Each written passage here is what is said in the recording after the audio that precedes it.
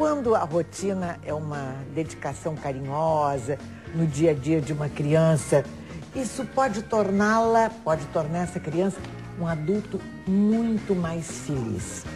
Outro dia, Sônia Bagatini, que me dá o prazer de estar aqui presente, é psicóloga, assessora da diretoria da SOS Casas de Acolhida. Sônia, uma psicóloga, disse que uma coisa que me chamou muita atenção, me disse tanto, as crianças precisam de um olhar coruja dos seus pais. O olhar coruja é aquele olhar carinhoso, quando eu mostro a foto dos meus netos aqui no telefone. Mas assim, todos nós precisamos destas corujices, materna, paterna, familiar. Nem sempre temos a felicidade de ter um olhar de pai ou de mãe sobre nós. Com certeza, né, Tânia? Assim, as rotinas, né, quando a gente fala em rotinas, é desde o momento que a criança acorda de manhã até o horário que ela vai dormir, né?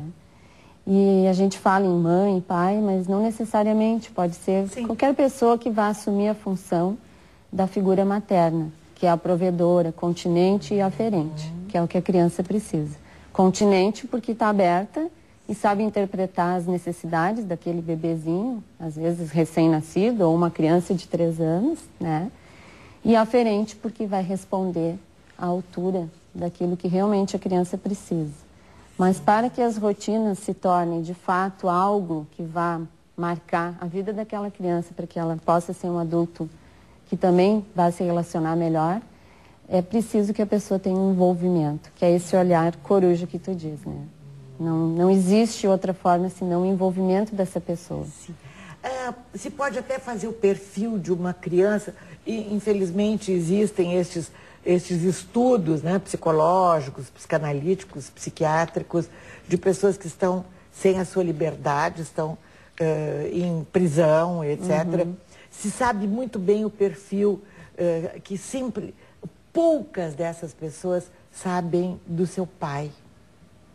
E a maioria foram crianças, histórico de crianças abandonadas. Vítimas de violência. Vítimas a grande de violência. maioria, sim, Sônia. Estudos e pesquisas realmente presidiários ou que acabaram se envolvendo com essas questões foram crianças que tiveram algum tipo de violência na sua infância, né? Violência física, psicológica, a sexual também é mais comum do que a gente pensa, né?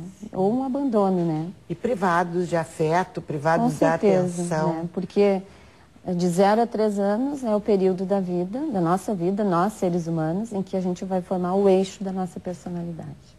Né? Então, se ali não houver um investimento, que é tão pouco se a gente analisar, né? Para os anos longos que a gente vive, né? É verdade. Realmente depois fica difícil tu retornar, né? A não ser que realmente tenha uma experiência muito positiva, alguém que venha para suprir tudo isso.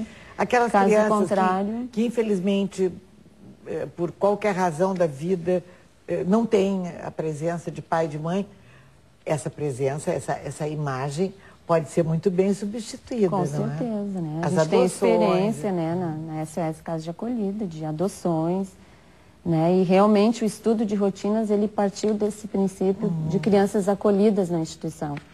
Mas no momento que a gente montou esse manual de manejo com a criança, assim, está tomando uma proporção que a gente sabe que não é só para uma instituição acolhedora, é para um pai, é para uma mãe, é para um irmão, é para uma babá, é para uma escola infantil, né? Ou seja, para o cuidador, né? São questões básicas. Então, né? exemplo assim, de um caso, seguidamente a gente vê reportagens de jornal, reportagens de televisão, enfim, na Rádio Gaúcha, esses históricos de crianças. Dá um exemplo, Sônia, de uma criança que falta desenvolvimento exatamente pela falta de atenção, pela falta de...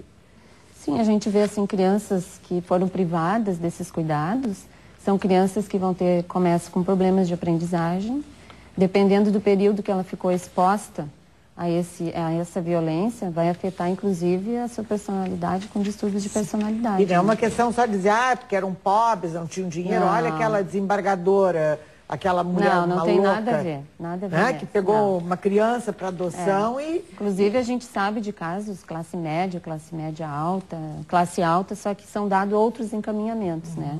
Porque a violência não tem face, não tem etnia, não tem classe social, ela ocorre em qualquer classe social mesmo, né? E desde o momento da amamentação, do nascimento, como é importante isso, porque a gente nota tanto, assim, uma pessoa que não teve este direito que todas as crianças têm. Quando a gente nasce, nós temos várias questões que a gente busca sobrevivência. Além da sobrevivência física, de alimentação, etc. e tal, a gente já nasce com aquela tendência a se apegar. Então, se esse apego ele se forma realmente, vamos dizer assim, saudável, há uma grande possibilidade de que eu vá também ser uma pessoa que vou conseguir me apegar quando adulta e vou ter bons relacionamentos, né? Mas se esse apego não encontra este caminho, aí começa a formar todos os problemas graves de personalidade, né? E o apego, a gente sabe, é isso, é quando acorda, o reconhecimento, né? A criança, quando acorda, o bebezinho, ele está voltando para a vida.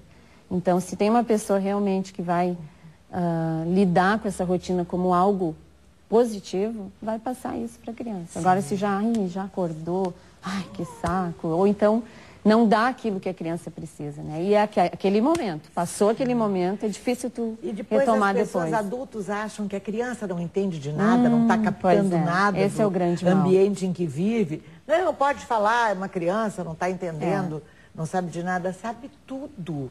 Criança é uma esponja, capta cada gesto. Tanto é que a criança vitimizada que chega na instituição, a gente percebe a diferença, assim, em pouco tempo, no momento que ela encontra um adulto protetor de verdade.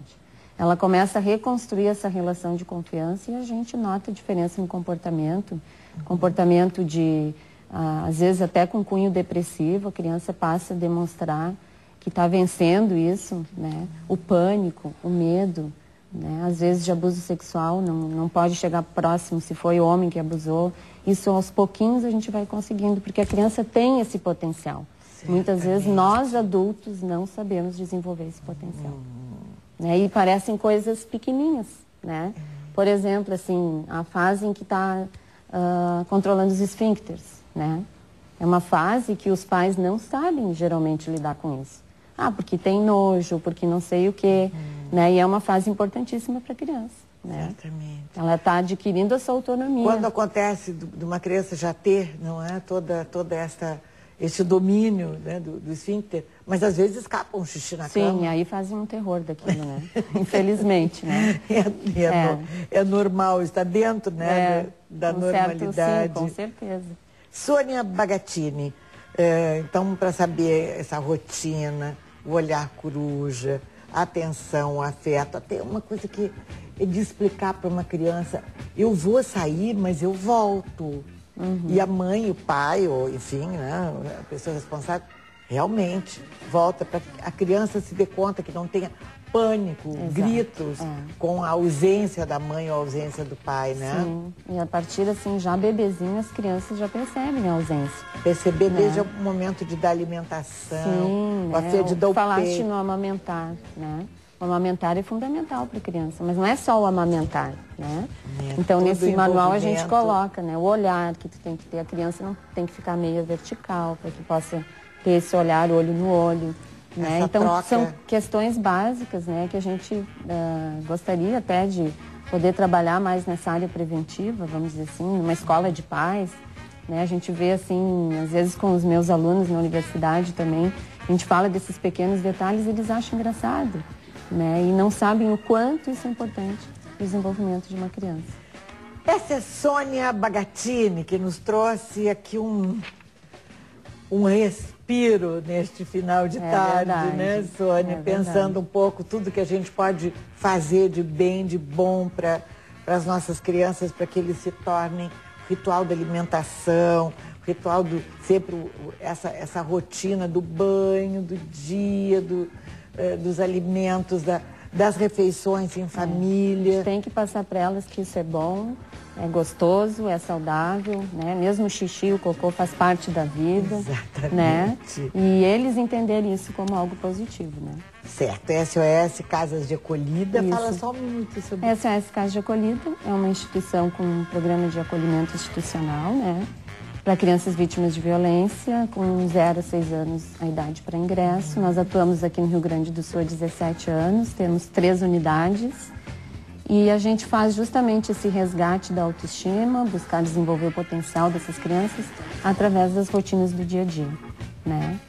Então, além de resgatar a família, para agilizar os processos para que elas possam ter o mais rápido possível o direito à convivência familiar. Obrigada, Sônia. Eu que agradeço a oportunidade. Adorei te encontrar e conversar também. contigo. Muito rápido bom. intervalo, eu já volto. Beijo. Beijo.